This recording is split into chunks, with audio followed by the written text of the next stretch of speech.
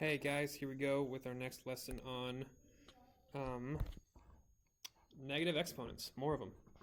So last video we talked about how x to the negative 1 is really the same as 1 over x, and how x to the negative a is 1 over x to the a. We're just going to explore that some more today, play with those properties a bit more, and do some arithmetic with scientific notation. So let's just review. If I'm going to multiply these, I multiply the coefficients and I add up the powers of common bases. So 6 times 2 is 12, x to the 4th times x squared is x to the 6th, and y times y to the 3rd is y to the 4th. The property is x to the a times x to the b equals x to the a plus b. And with this one, I'm going to think of this as being in 3 separate fractions. Again, you don't have to write it out this way,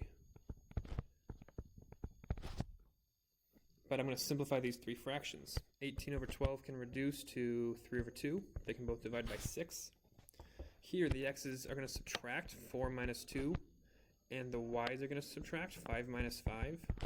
So I get 3 over 2 times x squared times y to the 0, which is just 3x squared over 2. The y's are gone. There's no y's. Y to the 0 is 1. Remember that. Anything to the 0 power is 1. Well, those two properties don't change.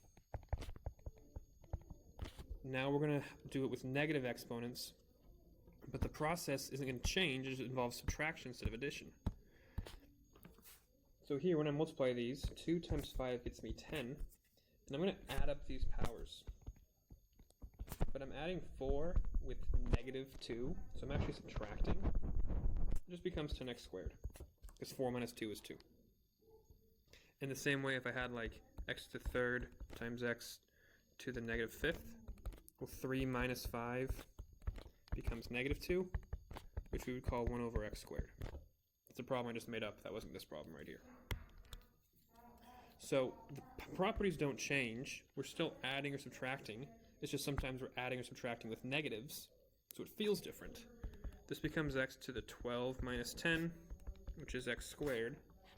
Whereas this becomes x to the 10 minus 12, which is x to the negative 2, which is 1 over x squared. Okay? A negative power is going to move to the other part of the fraction. X to the negative 2 becomes 1 over x squared. Okay, let's look at this little guy over here in the corner.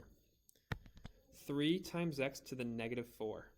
Well, these aren't attached, okay? The 3 and the x are separate. Think of them as separate entities. So the 3 stays where it is, but the x moves down to the bottom.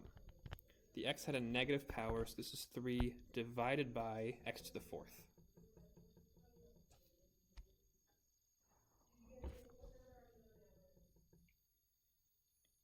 Let's do some division. Division deals with subtraction, okay? So 18 over 12, we just did, becomes, I'm thinking this is 3 separate fractions.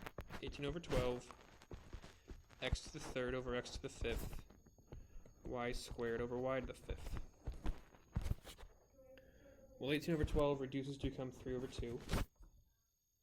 Notice how there's more x's on the bottom than there are on top, right? This becomes x to the 3 minus 5, which is x squared. X to the negative square, x to the negative 2. Because there's more x's on the bottom than there are on top, my solution is going to end up with the x's on the bottom.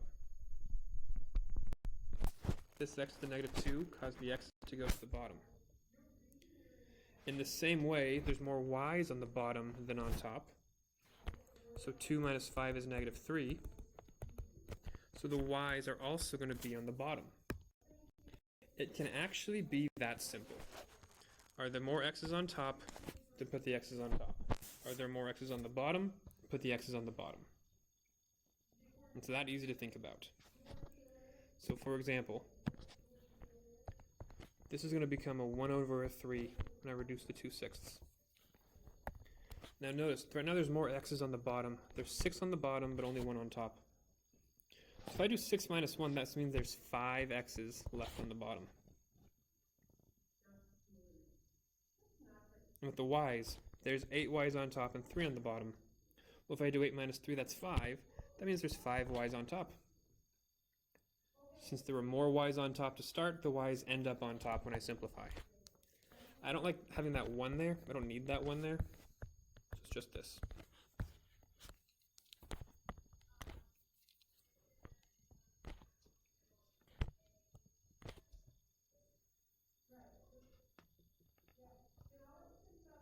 Now these last couple, they might be a little bit advanced for us.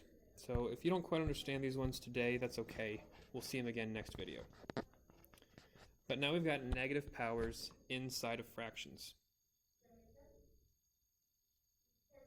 Here's how I think about this. A negative power flips where you are in a fraction. Okay, a negative power flips where you are in a fraction. So right now, this negative 2 is on the bottom. So I'm going to move it to the top. And now it's not negative anymore. This is just going to be x to the 7th.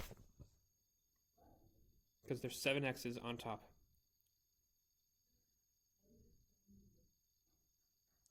And here, these 3 negative powers are going to move where they are in the fraction. But the 6 and the 8 and the x squared aren't going to move. So I'm still going to have 6 over 8x squared. And I'll simplify the 6 and the 8 in a second to become 3/4. But these 2 x's move to the bottom. These 3 y's move to the bottom. And these 4 y's move to the top. All the negative powers flip where they are in the fraction. So I just do a little bit of simplifying. 6y to the 4th over 8x to the 4th, y to the 3rd. All I did there was combine these 2 x's.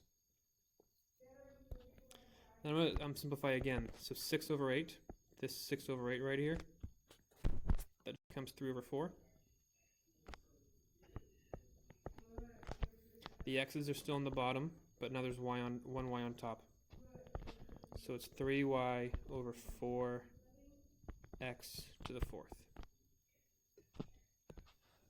4 y's, take away 3 y's, leaves you with 1 y. Like I said, if these last two seem a little bit much, yeah, that's probably a bit too far to go in this video. We'll do it again next video also. But I want you to at least be exposed to it and see it and play with it a bit. Okay.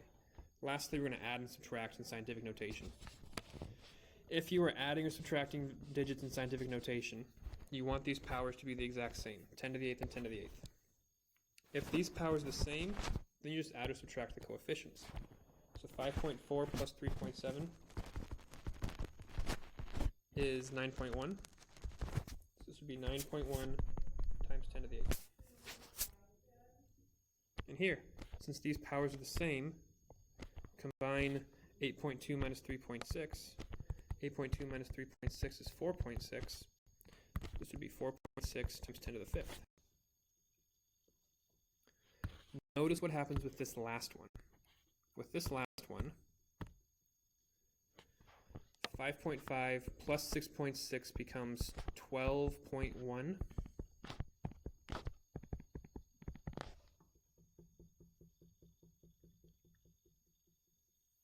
The negative powers don't change anything. The fact these powers are negative doesn't change anything.